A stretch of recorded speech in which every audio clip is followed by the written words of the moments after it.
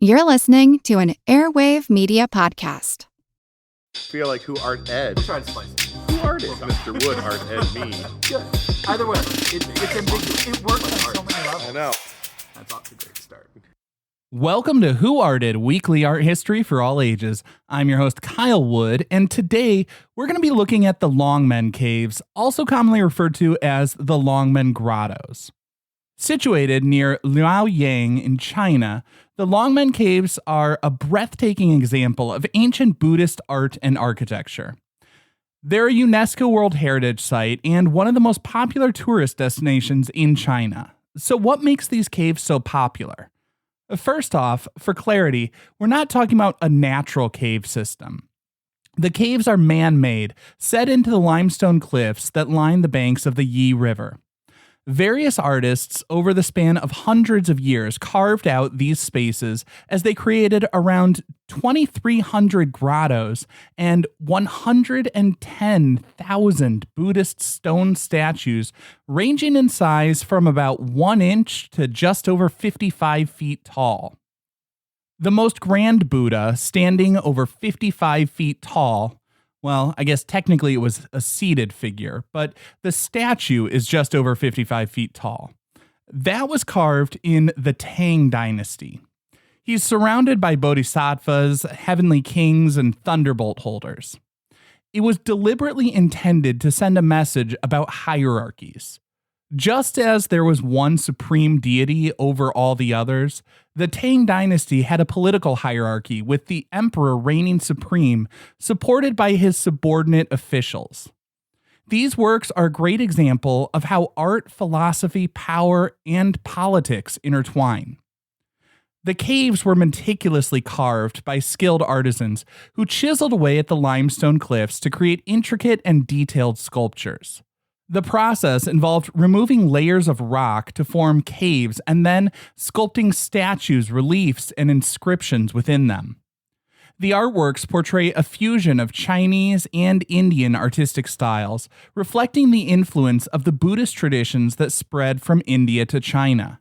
They depict not only Buddhist deities such as bodhisattvas, but also emperors, members of the imperial family, and influential monks. While I don't want to get too deep into the weeds on religion, I think it's worth understanding a little bit about Buddhism to understand the art. Buddhism started in India and made its way into China around the 1st century CE. People used the Silk Road to trade goods, but along the way they also traded ideas, and that's how historians believe Buddhism made its way into China. The philosophy of Buddhism emphasized that suffering was the result of ignorance and greed. Practitioners seek enlightenment through meditation. As I discussed in my episode about sand mandalas, Buddhism encourages people to not become overly attached to the material world, and peace comes from embracing that all things are fleeting and constantly changing.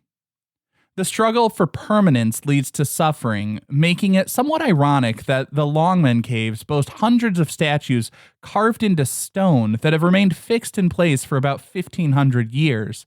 And now it's a protected heritage site, so they'll remain preserved for the foreseeable future. The Longmen Caves hold great historical and spiritual significance in China. They serve as a visual record of the country's artistic and cultural development over several centuries. The caves also bear witness to the historical interactions between different dynasties, religions, and cultures. Construction began in the year 494 CE, and it's estimated that around 30,000 people worked on this project in various stages over the hundreds of years. It began under the reign of Emperor Xiaowen of the Northern Wei dynasty. The project began as a way to solidify Buddhism as the state religion and showcase the dynasty's power and influence. After Buddhism arrived in China via the Silk Road in the 1st century, it was first adopted by merchants and intellectuals drawn to the philosophy, but the ruling class also saw potential for Buddhism to promote social order. Buddhist monasteries became centers of learning as well as art. They were a refuge for cultural exchange, and the Buddhist philosophy blended with the traditional Chinese philosophies of Confucianism and Taoism, leading to a Chinese spin on it with Zen Buddhism and Pure Land Buddhism. Now, there's a lot going on in the Longmen Caves, and I won't be able to get into 2,300 different caves. So I'm going to just cover some of the specifics on one of the most prominent caves for a better understanding. The Central Binyang Cave was one of 3 commissioned by Emperor Xuan Wu in the year 508 CE. Sincere apologies on what I'm sure are many mispronunciations throughout this episode. I'm doing my best, but obviously not a native speaker. While the emperor did commission 3 caves, the other 2 were never completed. Still, in the central cave, we see quite a bit. The largest figure in the cave is the Buddha.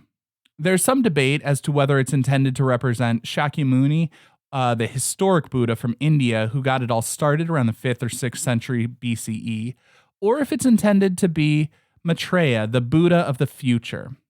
Those who believe it to be Maitreya point to the giving mudra, or the hand gesture.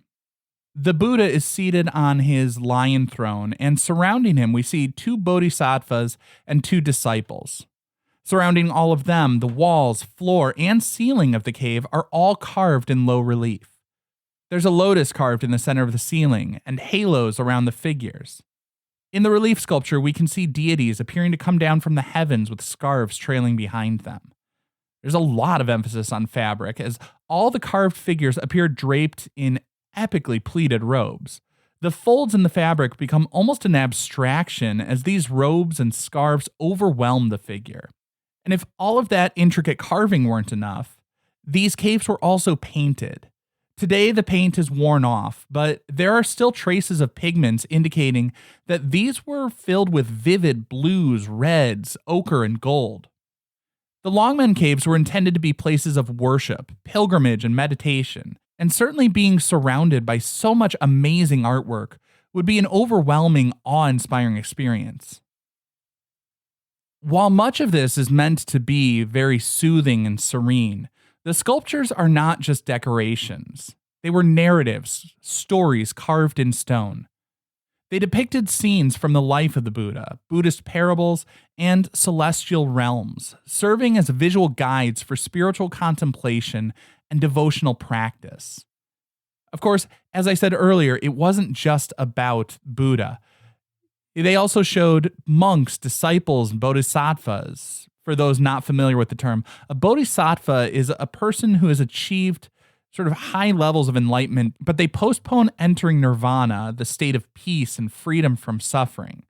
They choose to wait on nirvana so that they can help guide others to achieve enlightenment.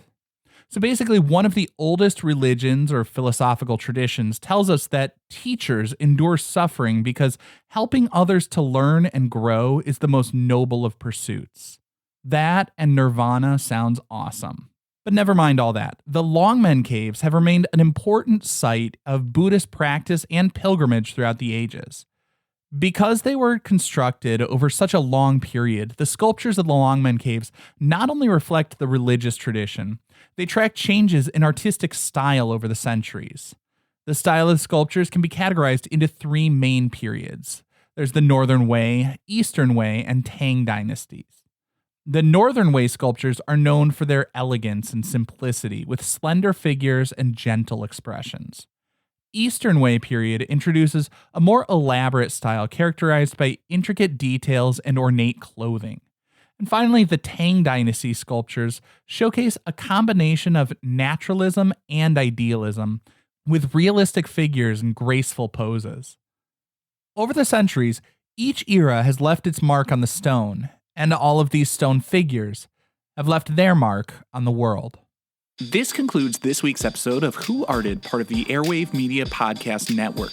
If you found this tolerable, please leave a rating or review on your favorite podcast app. You can find images of the work being discussed this week and every week on social media at Who Arted Podcast on Twitter, Instagram, and TikTok, and of course on the website whoartedpodcast.com. Podcast done.